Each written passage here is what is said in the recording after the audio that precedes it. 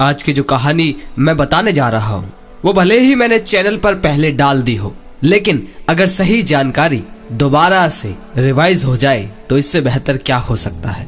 उस कहानी में बहुत से भाई सुलझे भी और बहुत से उलझे भी, लेकिन आज आप बड़े ही प्रेम से गहराई से उतरकर सुलझ जाएंगे। तो समय हो तो लास्ट तक जरूर देखें, वरना कोई बात नहीं। शुरू करते हैं। सामने से एक खूबसूरत लड़की गुजरी और ना चाहते हुए भी हमारी उस पर नजरें जा टिकी।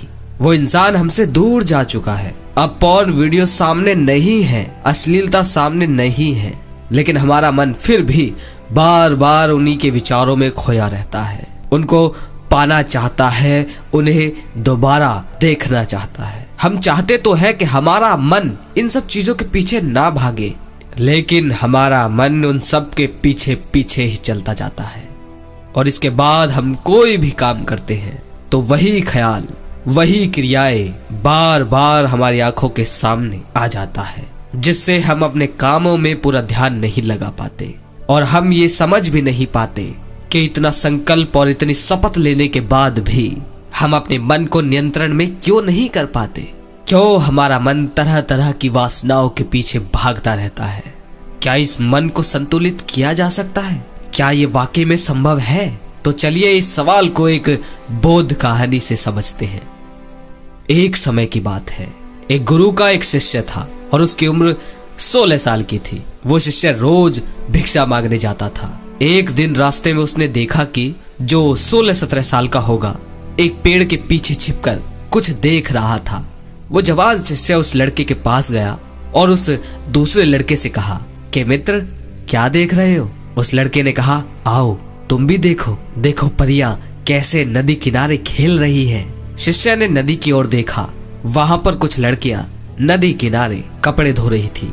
शिष्य ने कहा कि मित्र, लड़कियां कपड़े धो रही है तो इसमें छुपकर देखने जैसा क्या है? लड़के ने कहा, अरे तुम अंधे हो गए हो क्या?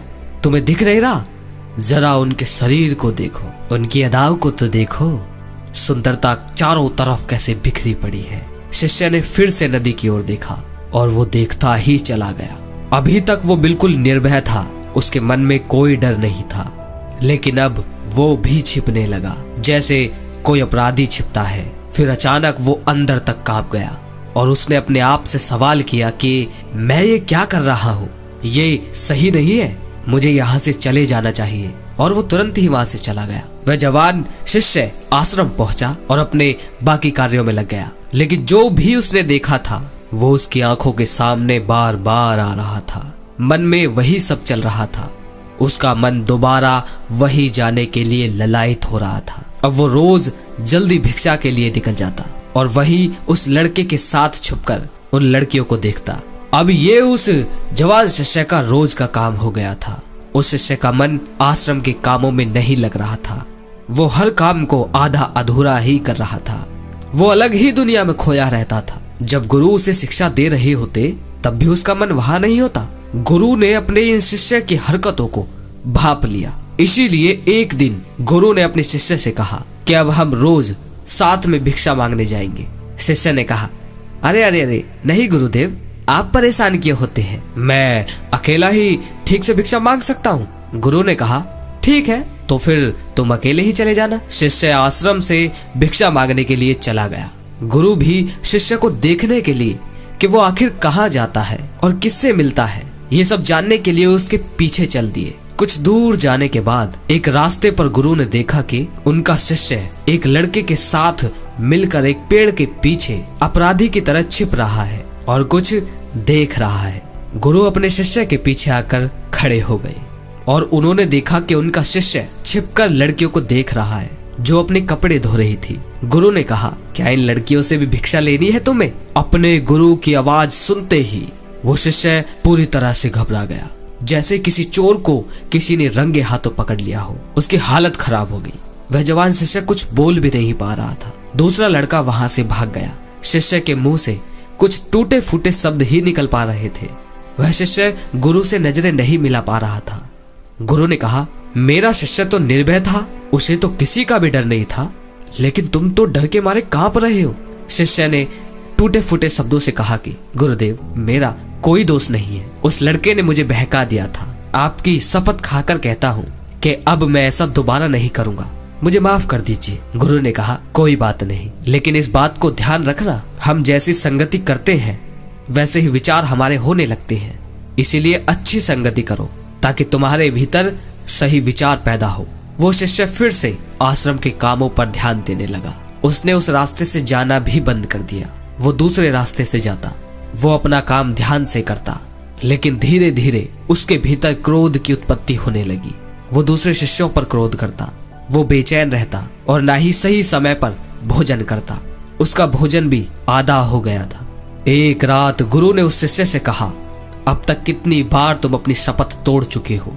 ये सुनते ही शिष्य अपने गुरु के चरणों में गिर गया और रोते हुए बोला, गुरुदेव, कई बार मैं उस शपथ को तोड़ चुका हूँ, उसके बाद कई बार मैं शपथ ले भी चुका हूँ, लेकिन हर बार वो टूट जाती है। मेरा मन मेरे नियंत्रण में नहीं है गुरुदेव। मैं चाहता हूँ कि मैं अपने मन से इन सारे विचारों को निकाल दूं, लेकिन चाहकर भी ऐसा नहीं हो पा रहा। गुरु ने शिष्य को ऊपर उठाया और आश्रम के बगीचे की ओर ले गए और कहा, देखो, यहाँ पर कुछ नालियां बनी हुई है जिससे नदी का पानी इन पौधों तक आ रहा है और ये पानी निरंतर एक बहाव से आ रहा है। क्या तुम इस बहाव को रोक सकते हो? शिष्य ने कहा, हाँ, क्यों नहीं। शिष्य ने कुछ रेत उठाकर उस नाली में डाल दिया। वो पानी थोड़ी देर के लिए रुका, लेकिन फिर से उस रेत के ऊपर से होकर निकल गया। गुरु ने कहा, अरे, ये पानी तो रुका ही नहीं। इसके बाद शिष्य ने कुछ कंकड़ पत्थर उठाकर और उस नाली में डाल दिए।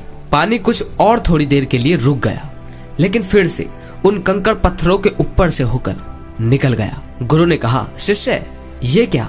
ये तो अभी भी नहीं रुका। तुम एक बात बताओ, अगर मैं शपथ लूं कि मैं इस पानी को रोक दूंगा तो क्या मैं इस पानी को रोक नहीं सकता? शिष्य ने कहा, कोई बात नहीं गुरुदेव, मैं आपकी शपथ अभी पूरी कर देता हूँ। इस पानी को तो मैं रोक ही सकता हूँ। वो शिष्य एक बड़ा सा पत्थर लेकर आया और उस नाली पर डाल दिया। पानी रुक गया। शिष्य ने कहा, देखा गुरुदेव, पानी रुक गया, आपकी शपथ पूरी हो गई। गुरु थोड़ा सा मुस्कुराए और कहा, ध्यान से देखो, पानी रुका है, लेकिन वो पानी पीछे की नाली तोड़कर बाहर आ गया है और अगल बगल से बह रहा है और इस पत्थर से आगे भी आ गया है और अपना रास्ता बदलकर फिर से आगे की ओर बह जाएगा। और थोड़ी देर में बिल्कुल ऐसा ही हुआ। गुरु ने कहा, तुम्हारे साथ भी ठीक ऐसा ही हो रहा है। तुम बार बार शपथ ले रहे हो और हर बार तुम्हारी शपथ बड़ी होती जा रही है और हर बार तुम्हारी शपथ टूट जाती है और ये हमेशा ही टूटती रहेगी। कितना भी बड़ा पत्थर रख लो, पानी तो अपना रास्ता बना ही लेगा।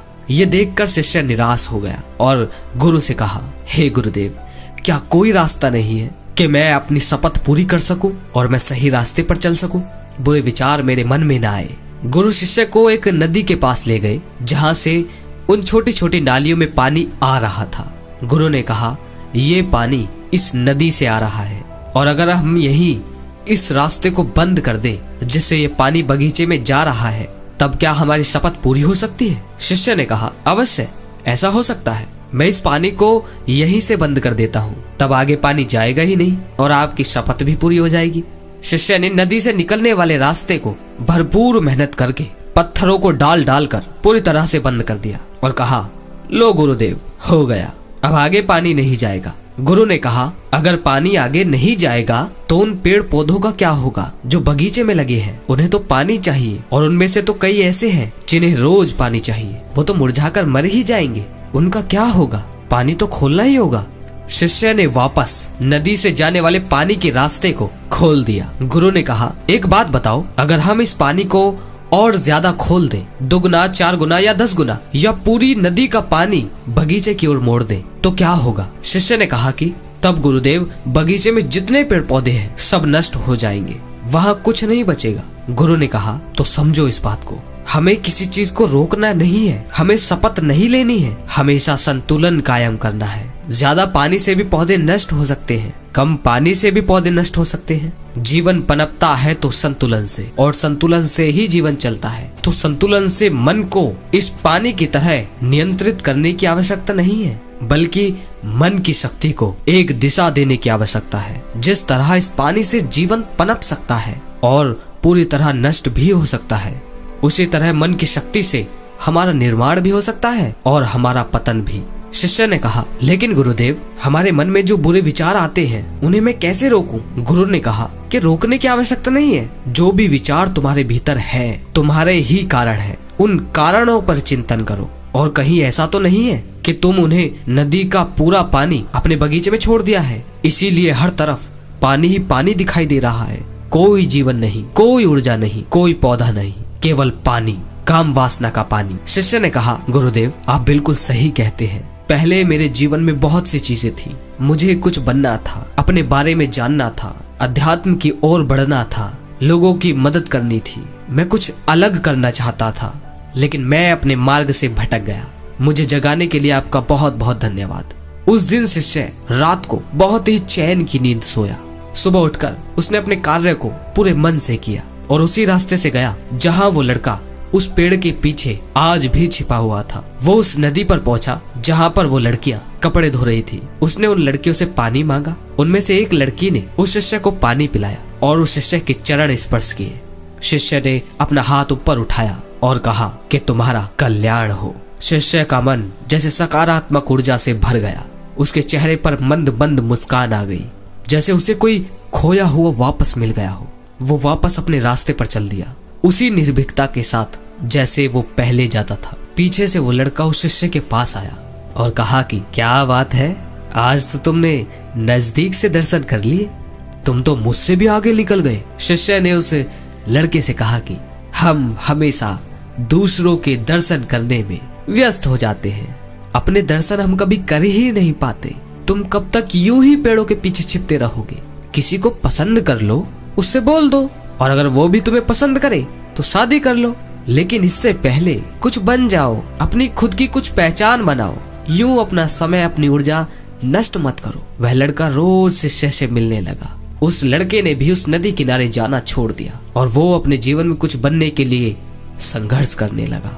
संगति का असर होता ही है, इसीलिए अपनी संगत बदलो और संगत से अपने विचार बदलो। अगर तुम खुद बदल रहे हो तो अपने आप को बदलते हुए देखो कि ये सही है या गलत। जब तुम्हारे मन में गंदे विचार आए तब अपने आप को दोषी मत मानना, आत्मग्लानि में मत जीना। ये शरीर है और ये सब इसने हजारों वर्षों में सीखा है। एक केवल तुम्हारे संकल्प कर लेने से, सिर्फ शपथ ले लेने से ये टूटने वाला नहीं है। लेकिन तुम्हारे पास वो शक्ति है, वो ऊर्जा है जिसका सही और संतुलित उपयोग करने से तुम एक हरा भरा बगीचा तैयार कर सकते हो।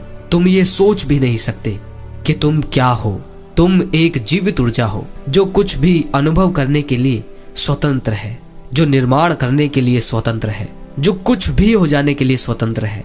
तुम कितने कीमती हो ये तुम खुद भी नहीं जानते। इसीलिए जागृत हो जाओ, जाग जाओ, पहचानो। एक मशीन की तरह बनकर मत रह जाना। अपनी संगति को बदलो। दोस्तों, अगर इस कहानी से आप समझ पाए हो और आपकी बहुत मदद हुई है तो कमेंट में जरूर बताएं कि पवन भाई मेरे कुछ सवाल सुलझे हैं। अगर लगे शेयर करने लायक तो शेयर जरूर कीजिए, और जो भाई शेयर करते हैं हमेशा की तरह उनका बहुत बहुत धन्यवाद। अगली वीडियो में फिर मिलते हैं। जय श्री कृष्णा।